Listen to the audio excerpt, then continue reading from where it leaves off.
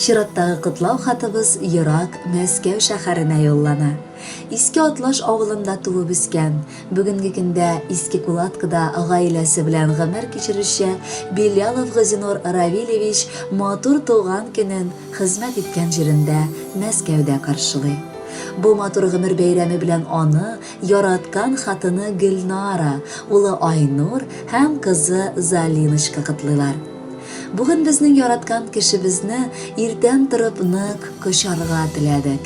Гадәттәгечә бәйрәм табыны корып, аны тәмле ашлар белән, татлы сүзләр һәм изге теләкләр белән котлыйсы килде.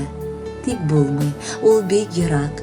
Шуңа күрә үз сәламебезне һәм ярату хисләребезне без сезнең тапшыру аркылы анарга җиткерәсебез килде, дип башлана әлеге котлау хаты. Минем яраткан тормыш иптәшем, бик матур табигать кочагында урнашкан Иске Атлаш авылында гаиләдә беренче бала булып дөньяга килә. Әллә инде шул табигать тәэсир иткәнме белмим, күңеле дә аның шундый ук матур. Ул аз сүзле, ләкин бик җылы йөрәкле. Без аның белән 2007 елның 22 мартында таныштык. Bir ay эчендә бер-беребез өчен туган кешеләр икәнен аңлап, 29 апрельдә никахлашып та куйдык. Гөрләтеп, июнь айында туй үткәрдек. Шул арада сизелмичә 12 ел вакыт узган. Әлеге вакыт эчендә 2 балабыз, улыбыз Айнурыбыз һәм кызыбыз Залинабыз туды. Айнурыбыз инде быел 4нче сыйныфны бары 5ле билгеләренә генә тәмамлады. Залиночкабыз да бик тырышып 1нче сыйныфны бетерде. Көн сайын көн узганын яраткан кешем янында сизмичә картлык җитә диләр. Картлыкка ерак булса да гомер су кебек акканын сиземли башладык. Газинур үз гаиләсе өчен бик нык тырышып яшәгән, җанын бирергә дә әзер булган әти һәм ир. Аның гаиләсе бер кайчан бернигә мохтанмый яши, Аллага шөкер. Кадерлем, барысы өчен сиңа мең рәхмәтләремне җиткереп, бүген котлыйсым килә. Алга таба да кулга-кул тотышып, уртак мәхәббәттә, тигез гомер белән картаерга язсын иде. Яратам дип кабат-кабат кычармын бүген сине. Әле яр иттең син үз тормышыңда мине. Бәхетле пар, матур гаилә булып, тату яшибез. Икәү бергә булган чакта кыенлыклар белмибез. Алыга таба шулай булсын, айырмасын язмышлар, каралтмасын, югалтмасын сөюләрне ялгышлар. Кадерле әткәйбез, котлыйбыз сине чын күңелдән туган көнең белән. Телибез сиңа әнкәйбез белән бергә озын тигез гомер итәргә. Әткәй исән чакта без бәхетле булырбыз. Улыгаеп җиткәч тә без бары сабый калырбыз. Аллаһыдан якыныбыз сиңа саулык сорыйбыз. Синең хакта һәр чак бары җылы итеп уйлыйбыз. Шул форсаттан файдаланып, яраткан әтиебез, бабакайыбыз Равиль Мирзажановичны да иртәгә каршылаячак туган көне белән котлыйсыбыз килә. Ул безнең тормышта зур урынны ала. Һәр чак безгә ярдәм итеп яши.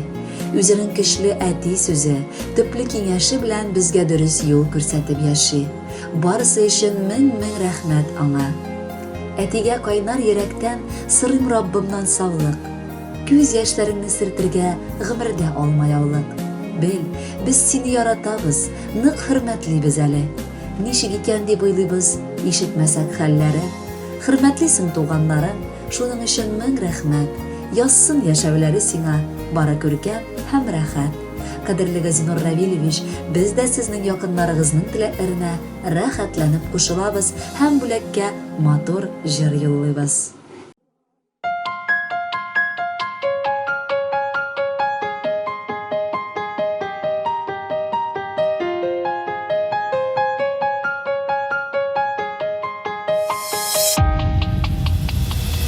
Бәхет, озак көттем сине.